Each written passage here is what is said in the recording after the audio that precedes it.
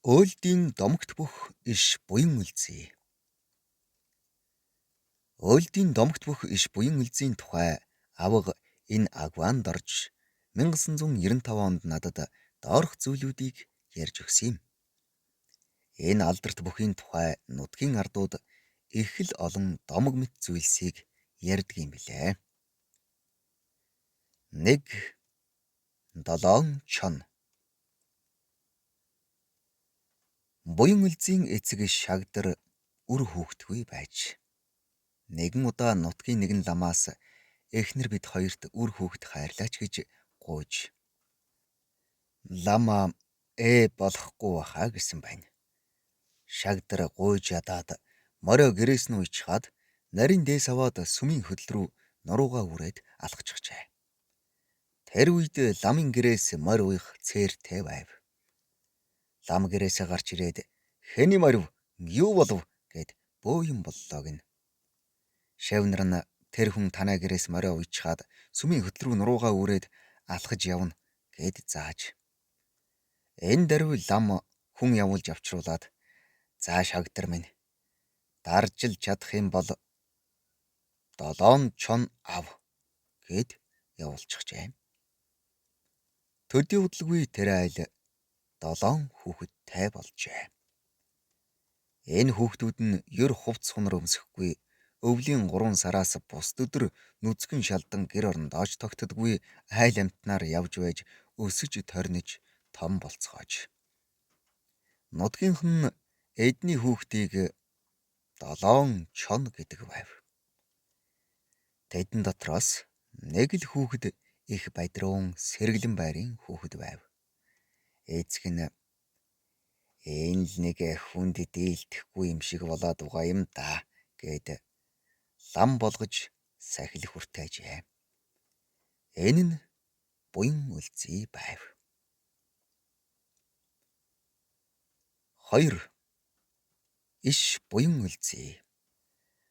Буян үлзий том биетэй хэр варгийн морь даадгүй, алтай цаанаас адуу мөлхөөж ирж ядуучуудад тарааж өгдөг. Эхнэр хүүхдгүй. Ламын сахил хүртсэн учраас эхнэр аваагүй. Асар их бяр танхитай бүх хүн байсан гэдэг. 3. Олзны баган дээр.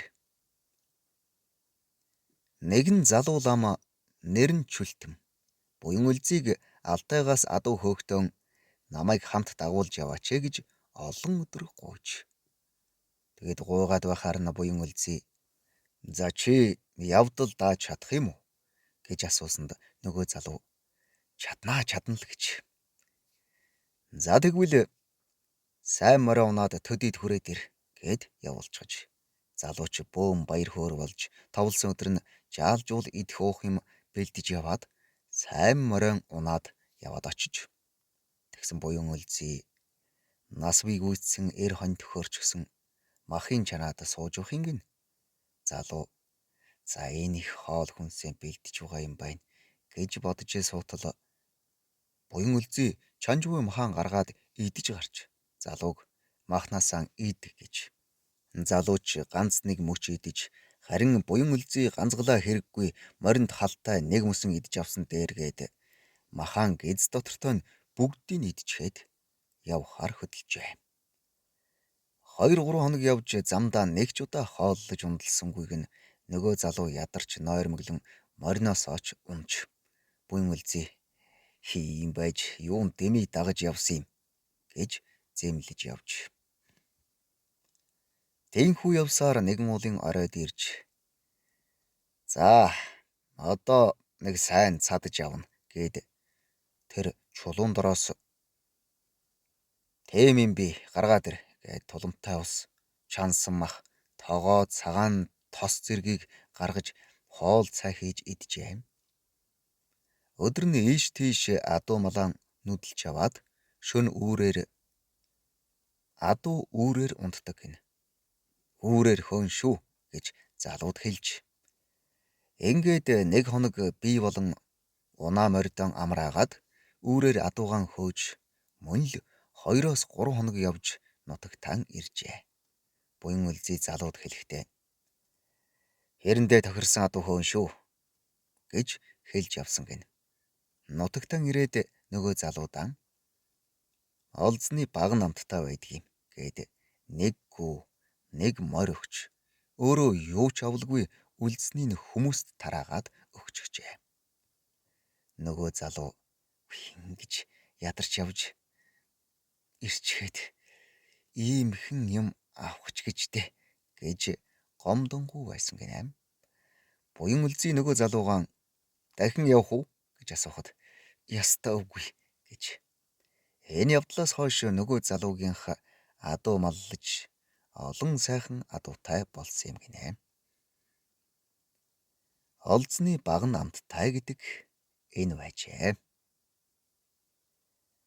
4. Хасаг сайн эрийг морьтой нь чирсэн нь. Алтай цаанаас адууга хөөгөөд явж байтал мончуурга сэнжтэй мод сайн эрс чадамгаа эзэмшсэн байдаг тул тун хэцүү мод. Мончуурга барьсан хасгийн сайн эр хойноос нь хөөгөөд ирж явна гинэ. Хасаг эрийн мончуургаар сугандаа нэг цохиулаад тэгээд хавчаад авч. Майнэр мончуургаан сугалж авч чадахгүй байна гинэ. Тэглэр нь хавцсан чигээр нь морьтой нь чирээд давхичгаж. Хасаг эрийн хойноос ирсэн бусад хасгууд нь энэ уйлдын буян үлзий байна. Болих буцъя гэцгээгээд буцаад явцгаачихсан гэдэг. 5. Ховд 27 наадам. Ховд 27 хошуутай байснаас 12 хошуу нь Далай ханых, 15 хошуу нь Зоригт ханых гэдэг байжээ. Ховдын 27 наадамд цол олгодгүй байж л дээ. Ховд 27 хошууны наадам болдгоор болж хасгаас лут сайн бөх өөлдийн буян үлзийтэй барилдахаар ирж гинэ. Буян үлзий хасгийн бүх хоёрч түрүү үзүүр булаалтахаар үлдэж тэд маш удаан барилдаж төр тавилцаад буян үлзий хэсэг харж зогссоноо. Өө би буруу барилдаад байгаа юм байна. Зодогтой нь биш. Би тэн барилдах хэрэгтэй юм байна гэдгэн анзаарчээ. Учир нь мань хасаг бүх өхрийн ширээр хийсэн зодог шуудагтайг анзаарч дахин барилдаж авахтаа хоёр хуруугаан эгэн мөрний махруу шигдтэл оруулж сэнжигдэн барьж аваад хаялсан гэдэг. Ингэснээр Зоригт хан за буян үлзий минь би чамайг адуу мал хөөлөө гэж шийдэх юм болий. Чамайг дархаллаа. Харин хүний амнаас л бүү бүрлэгээрэй гэсэн гэдэг. Үүнээс хойш буян үлзий хүний ам биед хүрхэн болсон гинэ. Харин нэгэн удаа адуу хөөж ирээд түүнийгэн жасын хүрээнд өгсөн гэдэг.